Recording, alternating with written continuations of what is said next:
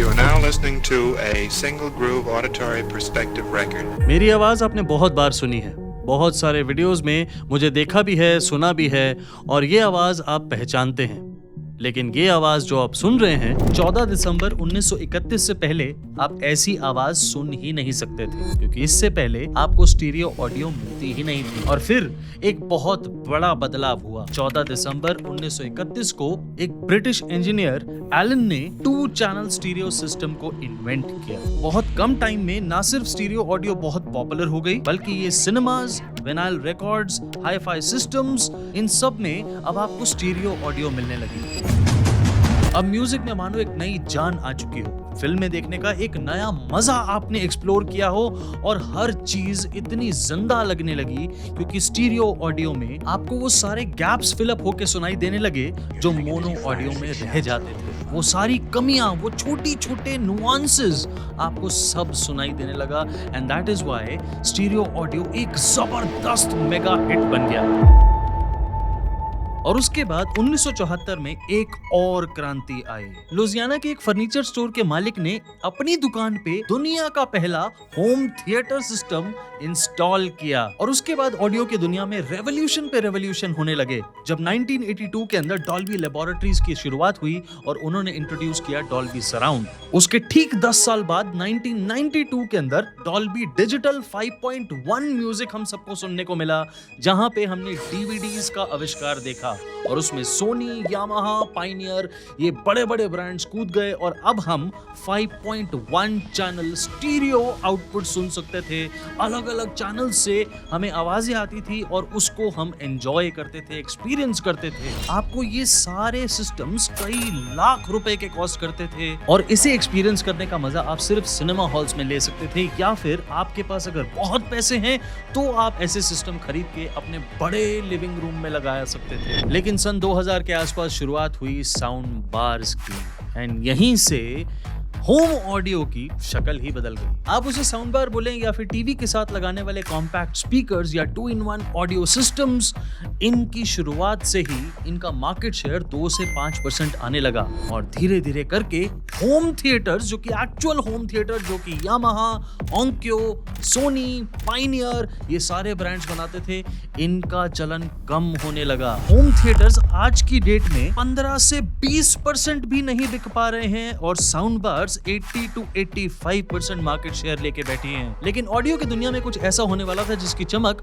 हर उस इंसान पे पड़ने वाली थी जो कि म्यूजिक सुनने का शौकीन है या फिर अपने घर के अंदर एक सिनेमा हॉल इफेक्ट चाहता है लेकिन ले नहीं पा रहा है। 2014 और 15 के बीच में डॉल्बी ने एटमॉस यानी एटमॉस्फेयर लॉन्च किया, जिसे नाम दिया डॉल्बी एटमॉस।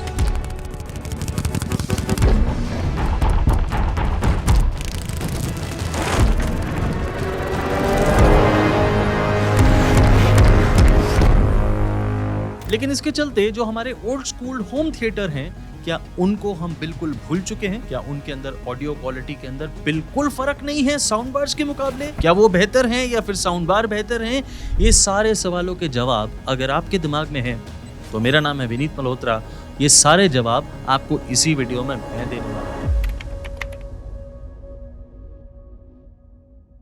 आप चाहे साउंड बार लें या फिर होम थिएटर, जीत ऑडियो की होनी है, जीत म्यूजिक की होनी है। चॉइस पूरी तरह आपकी है, स्पेस जहां पे आपने ये लगाना है वो भी पूरी तरह आपकी है। सो आपको सबसे पहले उसे समझना पड़ेगा, आपको जानना पड़ेगा कि आपकी रिक्वायरमेंट है क्या। साउंड बार और होम थिएटर के अंदर दोनों ही अपनी अपनी जगह बहुत ज्यादा अच्छे होते हैं। होम थिएटर जो कि कॉम्पैक्ट कहीं से भी नहीं होता, लेकिन आपको बहुत रिच ऑडियो क्वालिटी देता है क्योंकि उसके अंदर जो ड्राइवर्स का साइज है वो बहुत बड़ा होता है साउंड बार के मुकाबले, और उसे आप अगर एक बार सही प्लेसमेंट दे दें तो वो आपको ऐसी ऑडियो क्वालिटी देगा जिसका शायद कोई और साउंड बार मुकाबला ना कर पाए। On the other hand sound bar के अंदर आपको मिलती है कन्वीनियंस स्पेस सेविंग की। आपको कन्वीनियंस मिलती है कॉम्पैक्ट साइज की। आप एक साउंड बार को अपने टीवी के नीचे दीवार पे ही माउंट कर देंगे और उसके सबवूफर को कहीं पे भी कोने में रख देंगे कमरे में, तो आपका काम हो जाएगा। आपको रिच ऑडियो क्वालिटी मिलना गारंटीड है।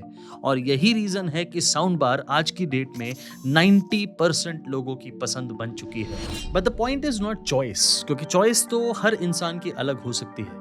पॉइंट ये है कि आपको चुनना कैसे है, और यही चीज को मैं आपको एक्सप्लेन करने वाला हूं। आपको सबसे पहले अपने रूम साइज को देखना है। आप अपने रूम साइज के हिसाब से अगर एक सही ऑडियो प्रोडक्ट खरीदेंगे तो ही आपको सही ऑडियो क्वालिटी एंजॉय करने का मौका मिलेगा। आपने एक बहुत बड़ा होम थिएटर अपने छोटे से रूम के अंदर अगर लगा दिया तो ना आप उस होम थिएटर की कैपेबिलिटी को कभी समझ पाएंगे और ना ही अपने रूम के अंदर किसी भी टाइप के म्यूजिक को एंजॉय कर पाएंगे। इसलिए अगर आप एक होम थिएटर ले रहे हैं तो आपके रूम का साइज 450 स्क्वायर फीट या फिर उससे ऊपर होना चाहिए, तभी आप एक होम थिएटर की कैपेबिलिटी को समझ पाएंगे। एक होम थिएटर मिनिमम 5.1 चैनल के साथ आता है and it can go up. It can go up to 7.1, it can go 5.1.2, 7.1.2 and so on. आप 9 चैनल भी लगा सकते हैं, आप 11 चैनल भी लगा सकते हैं, आप उससे भी ऊपर जा सकते हैं depending upon what kind of setup you are making। लेकिन आप एक साउंड बार छोटे से छोटे रूम में लगा सकते हैं। आपका अगर 150 स्क्वायर फीट का भी रूम है, आप एक नॉर्मल 2.1 साउंड बार लगा के भी बहुत अच्छा एंजॉय कर सकते हैं। आपको बहुत बड़ी या बहुत महंगी साउंड बार लेने से एक छोटे रूम साइज के अंदर ज्यादा मजा नहीं आने वाला है। अप टू 200 स्क्वायर फीट के लिए आपको 200 वॉट तक की ही साउंड बार लगानी चाहिए। ट्रस्ट मी ऑन दिस, आपको 500 वॉट की, 800 वॉट की साउंड बार की जरूरत नहीं है। आपको लाउडनेस नहीं, क्लैरिटी से प्यार होना चाहिए, क्योंकि आप जितना क्लैरिटी से प्यार करेंगे आपको हर नुआंस, हर वो ऑडियो, हर वो सेपरेशन, हर वो सराउंड फ्रीक्वेंसी उतने ही शानदार तरीके से सुनाई देगी, चाहे उसमें पावर कम ही क्यों ना हो। अब ज्यादा आउटपुट के बारे में बात कर ही रहा हूं तो आपको एक और चीज समझाता हूं। आपको ज्यादा आउटपुट और पीक रेंज, इन दोनों में से क्या चुनना चाहिए? आपको चुननी चाहिए पीक रेंज, क्योंकि ज्यादा आउटपुट से आपको कुछ भी अच्छे से सुनाई नहीं देगा। आपको पीक रेंज से हर वो नुआंस, हर वो छोटी छोटी बीट, हर वो छोटी छोटी झनक, वो सब सुनाई देगी अगर आप अपने ऑडियो सिस्टम को या कोई भी साउंड बार, होम थिएटर, किसी को भी 70 से 80% वॉल्यूम पे लेके जाते हैं। तो मान लेते हैं 100 वॉट के ऑडियो सिस्टम की जो पीक पावर डिलीवरी है वो शुरू होती है जब उसकी वॉल्यूम 75 से 80% तक पहुंचती है। यानी उसे 100 वॉट की पावर, पूरी पावर उसे 75 से 80% वॉल्यूम के बाद मिलनी शुरू होगी। यानी जितनी थोड़ी थोड़ी पावर 5 वॉट इस फ्रीक्वेंसी की, 10 वॉट इस फ्रीक्वेंसी की, जितनी अलग अलग डिस्ट्रीब्यूशन यानी ट्यूनिंग करी गई है, जैसी भी करी गई है उस ऑडियो साउंड बार के अंदर या होम थिएटर के अंदर, वो पूरी डिस्ट्रीब्यूशन की पूरी पावर उसको 80% वॉल्यूम पे मिलने वाली है। और अगर आपने 1000 वॉट की साउंड बार या फिर होम थिएटर सिस्टम अपने छोटे से रूम में लगाया तो आप उसे 20% वॉल्यूम से ज्यादा कभी सुन ही नहीं पाएंगे। इसकी वजह से आपने सारी फ्रीक्वेंसीज को कभी सुना ही नहीं। आप कम पावर की अगर एक साउंड बार या होम थिएटर अपने छोटे रूम में लगाएंगे तो आप 80% वॉल्यूम पे ले जाके सारी फ्रीक्वेंसीज का मजा ले सकते हैं। एंड दैट इज व्हाई हमेशा पावर के बदले पीक रेंज को चुनिए। आपको ज्यादा वॉटेज नहीं, ज्यादा क्लैरिटी चाहिए।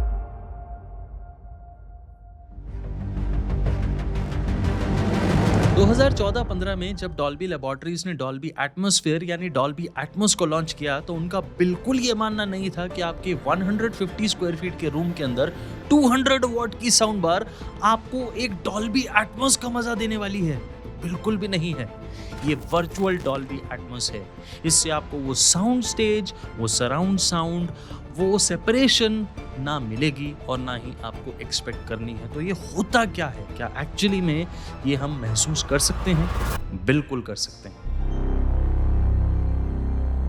मान लीजिए आप किसी सिनेमा हॉल के अंदर हैं और वहां पे एक फाइट सीक्वेंस चल रही है और उसके अंदर ऊपर से गोलियां या बारूद कुछ भी चल रहा है, या फिर आप कोई ऐसी मूवी देख रहे हैं जिसमें फाइटर जेट्स आपस में लड़ाई कर रहे हैं। आपको कुछ आवाजें ऊपर से आएंगी, कुछ साइड से, कुछ पीछे से और कुछ आगे से भी आएंगी। उसे कहते हैं सेपरेशन। ये अलग अलग स्पीकर अपनी अलग अलग फ्रीक्वेंसीज को प्ले करते हैं और आपको सभी टाइप की आवाज एक ही स्पीकर से नहीं आती है। अलग अलग स्पीकर अलग अलग ऑडियो को डिलीवर करके आपको ये एहसास देते हैं कि जो प्लेन ऊपर से गया उसकी आवाज आपको ऊपर से आई, जो प्लेन साइड से गया उसकी आवाज आपको साइड से आई।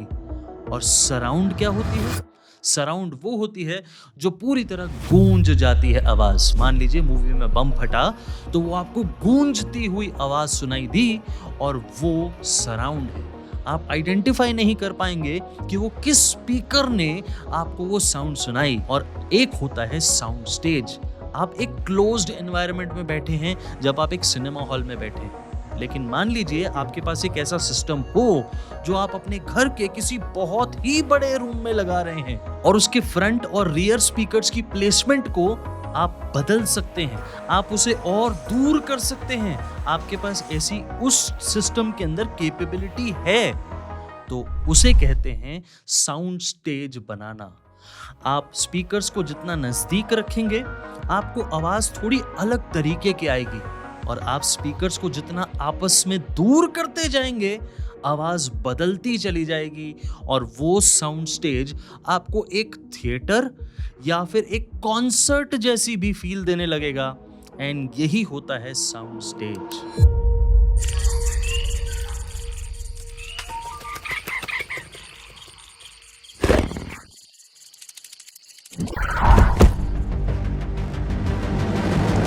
अब ये 3S जो ऑडियो के हैं, surround, sound stage and separation, ये आपको किस ऑडियो प्रोडक्ट से मिल सकते हैं? डेफिनेटली किसी 200, 300, 500 वॉट की साउंड बार से नहीं मिल सकते हैं, क्योंकि उनमें वो काबिलियत, वो कैपेबिलिटी होती ही नहीं है। वो इतने छोटे ड्राइवर्स हैं कि वो आपको ऐसी साउंड स्टेज, ऐसी सेपरेशन नहीं सुना सकते हैं। Surround, yes, they can give you surround. What kind of surround? A virtual surround. आपको हमेशा मैं अपने वीडियो के अंदर एक वर्चुअल साउंड एक्सपीरियंस के बारे में बात करते हुए मिलूंगा, और वो वर्चुअल साउंड होती है कि एक वर्चुअली सराउंड का एहसास हो जाना। और वो जो एहसास होता है आपको ऐसा लगेगा कि शायद आवाज गूंजती हुई आई, शायद मुझे सोर्स का पता नहीं चला, लेकिन आपको पता होता है सोर्स कहाँ है। आपके कानों को ऐसा भ्रम होता है, and that is why it is called virtual surround sound. इन तीनों 3S का एहसास आपको सिर्फ और सिर्फ एक हाई एंड अच्छे होम थिएटर से ही मिल सकता है। एंड उसकी कॉन्फ़िगरेशन भी कम से कम 9.2.2 होनी चाहिए, तब जाके आपको ये एहसास प्रॉपर मिल पाएगा। उससे पहले या उससे किसी छोटे सिस्टम में मुझे थोड़ा डाउट है कि शायद मिल पाए, लेकिन एक 9.2.2 सिस्टम से आपको डेफिनेटली ये सराउंड साउंड एक्सपीरियंस मिल सकता है। तो आपको क्या करना चाहिए? इन तीनों 3S के पीछे भागना चाहिए? नहीं, आपको अपने रूम की, अपने घर के अंदर, जिस भी रूम के अंदर आपने सिस्टम लगाना है उसकी स्पेस को देखना है। आप अपने घर को सिनेमा हॉल नहीं बना सकते। इस चीज को जितना जल्दी समझेंगे उतना ही ज्यादा अच्छा होगा, क्योंकि हर किसी के पास एक होम थिएटर जितना रूम नहीं होता। 1000 स्क्वायर फीट का होम थिएटर बनाने का कमरा हर किसी इंसान के पास नहीं आ सकता। अगर आपके पास है, आई एम श्योर आपको इस वीडियो की जरूरत ही नहीं है। लेकिन अगर आपको थोड़ा सा शौक है, आप चाहते हैं कि अपने कमरे को एक छोटी सी शक्ल दे पाऊं, एक होम थिएटर जैसी या फिर एक थिएटर जैसी, तो आपको एक अच्छी साउंड बार या फिर एक अच्छे होम थिएटर के अंदर जाना चाहिए।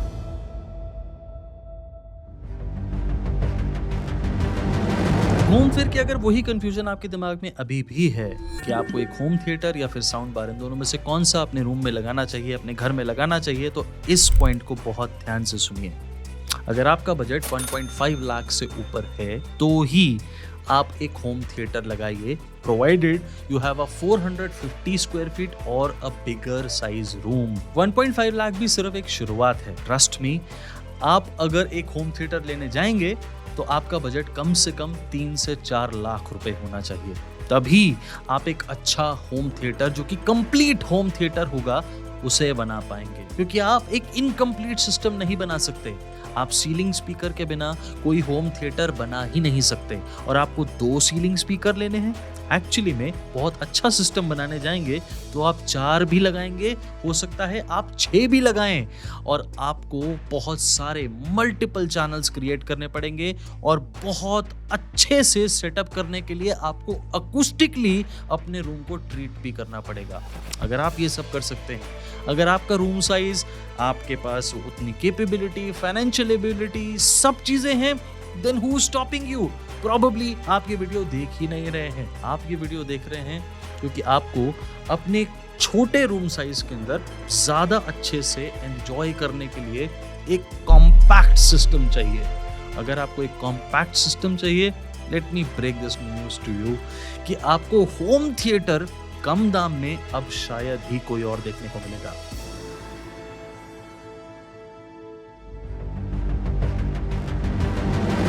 अब लास्ट पॉइंट की तरफ बढ़ते हैं। आपको कितने पैसे खर्च करने हैं अपने रूम के अंदर एक अच्छे म्यूजिक सिस्टम को लगाने के लिए? That completely depends on your budget. First of all, आपका बजट 5,000 है, गो फॉर इट।